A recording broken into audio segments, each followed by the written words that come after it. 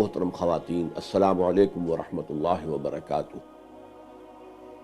خلافت کے بارے میں ہم بنیادی طور پر یہ امور سمجھ چکے ہیں کہ اصلاً خلافت اس کا نام ہے کہ حاکم حقیقی اللہ کو مان کر اس کے احکام کو تو لازماً جو کا تو نافذ کیا جائے، البتہ جہاں اس کا کوئی حکم موجود نہ ہو، نفیاً یا اثباتاً، یعنی نہ اس نے حرام کیا ہو اسے اور نہ ہی اس کے لیے کوئی فرض کا اس کا درجہ دیا ہو، واجب قرار دیا ہو، تو اس کے اندر باہمی مشورے سے معاملات طے کر لیے جائیں۔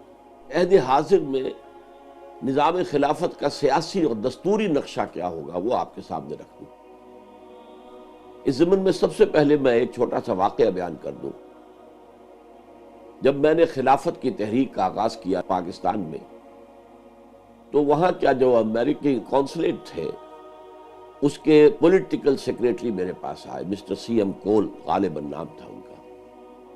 انہوں نے مجھ سے پوچھا کہ آپ خلافت کی بات کر رہے ہیں، خلافت سے آپ کا مقصد کیا، مراد کیا؟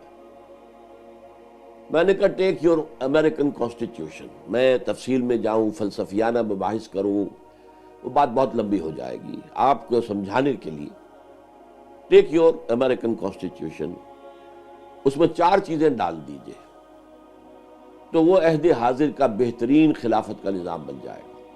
سب سے پہلے اس کے اندر یہ دفعہ رکھیے کہ یہاں حاکمیت خدا کی ہے۔ sovereignty here belongs to God, not to people۔ Number 2، جو اسی کی گویا کہ تعمیل کے درجے میں ہے، اللہ کی حاکمیت جو ہے اس کی تعمیل کیسے ہوگی؟ اس کے لیے سیکنڈ کلاس جو امپورٹنٹ ترین ہوگا، اہم ترین ہوگا، وہ یہ کہ no legislation can be done here at any level, national level, federal level, county level, even at any level, repugnant to the book of God and the practice of his messenger. کتاب و سنت کے منافی کوئی قانون سازی نہیں ہو سکتی۔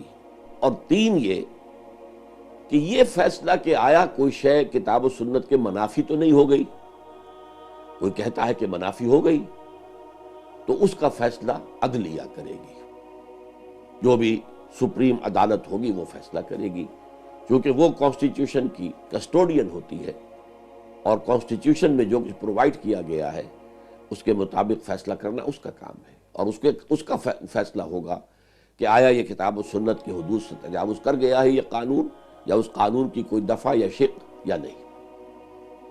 چوتھی چیز یہ ہوگی کہ non Muslims here will be protected minority, not equal citizens.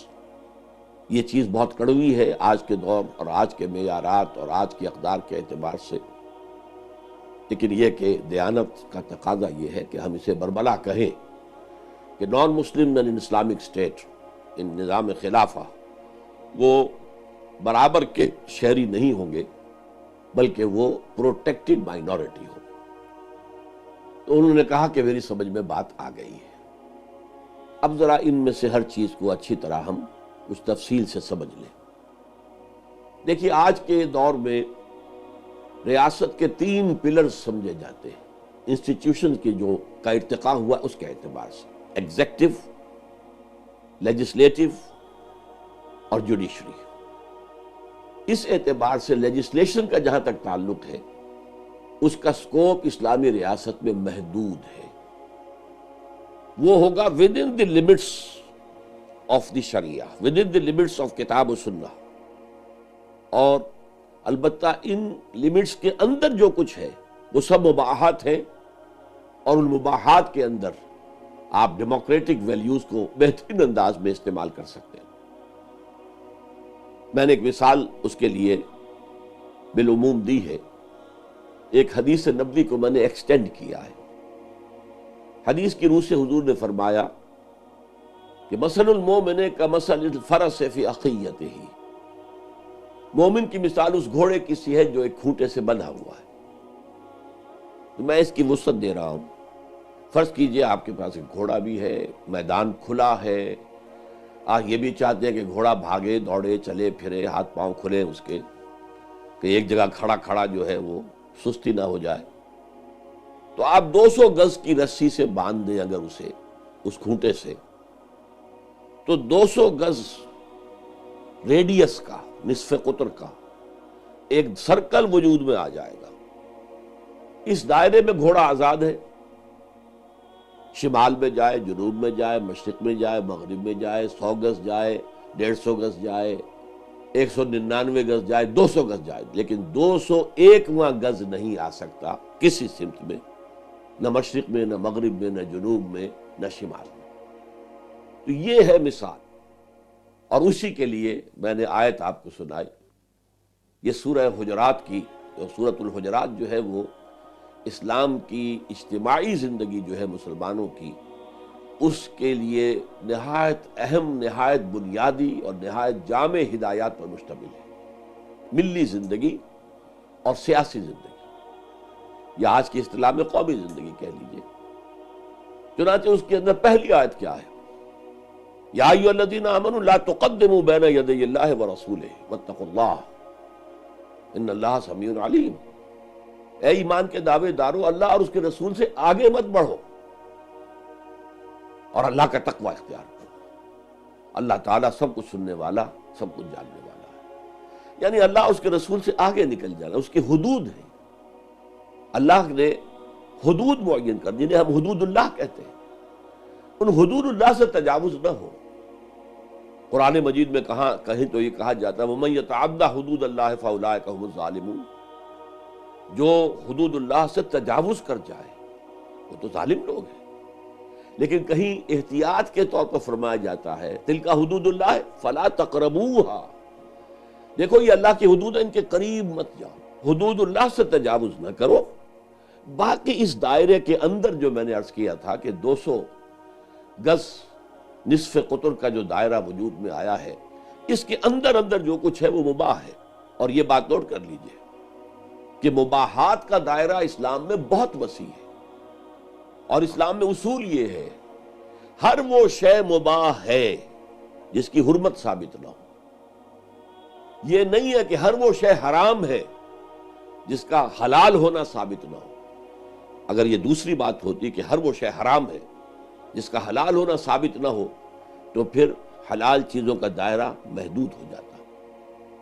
لیکن یہاں اصول کیا؟ ہر وہ شے جائز ہے، حلال ہے، مباح ہے، جس کی حرمت ثابت نہیں ہوتی، وہ دائرہ بہت وسیع ہو گیا۔ جیسے میں نے کہا کہ آج کے عہد میں ریاست کے جو مختلف سٹرکچرز ہیں، یہ سب کے سب مباحات میں داخل ہیں۔ آپ پارلیمانی نظام اختیار کریں، آپ صدارتی نظام اختیار کریں، آپ یونٹری نظام اختیار کریں، آپ فیڈرل نظام اختیار کریں، کانفیڈرل نظام اختیار کریں، آپ اپنا لیجسلیچر 1 ہاؤس لیجسلیچر بنائیں، یا یہ کہ 2 ہاؤس کا لیجسلیچر بنائیں، آپ کو پورا اختیار ہے۔ یہ مباحات ہے۔ اگر اسٹیٹ آپ نے علیحدہ کر دی ہیں اپنی ریاست کے اندر، اسٹیٹس ہیں یا صوبے ہیں، تو صوبوں کے درمیان اور مرکز کے درمیان اختیارات کی کیا تقسیم ہوگی، یہ آپ کے ڈسپوزل پر ہے۔ You can decide it. اس کے اندر کوئی شے جو ہے وہ نہ تو قرآن نے لاگو کی ہے لازماً ایسا کرو، نہ کسی شے کو حرام کیا۔ اسی طریقے سے بجٹ کا معاملہ ہوتا ہے، دین نے اس کے اوپر جو ہے کوئی پابندیاں نہیں لگائی ہے۔ حرام شے تو نہیں ہوگی، سود کا کوئی معاملہ اس میں نہیں آئے گا، جوئے کا کوئی معاملہ اس میں نہیں آئے گا، لیکن باقی یہ کہ حلال کے دائرے کے اندر جو بھی آمدنی ہو رہی ہے ریاست کی، اس کی ایلوکیشن کیا ہوگی، ہم ایجوکیشن کو کتنا حصہ دیں گے اور ہیلتھ کو کتنا حصہ دیں گے، وغیرہ وغیرہ۔ یہ آپ میوچول کنسلٹیشن سے، یعنی یوں سمجھیے کہ اس دائرے کے اندر ڈیموکریسی کی بہترین ویلیوز، ہائیسٹ ویلیوز کو انسان اختیار کر سکتا ہے، لیکن within the limits of the شریعہ۔ جو چیزیں کتاب و سنت سے طے شدہ ہیں اس میں 100% لوگ بھی کوئی تبدیلی نہیں کر سکتے۔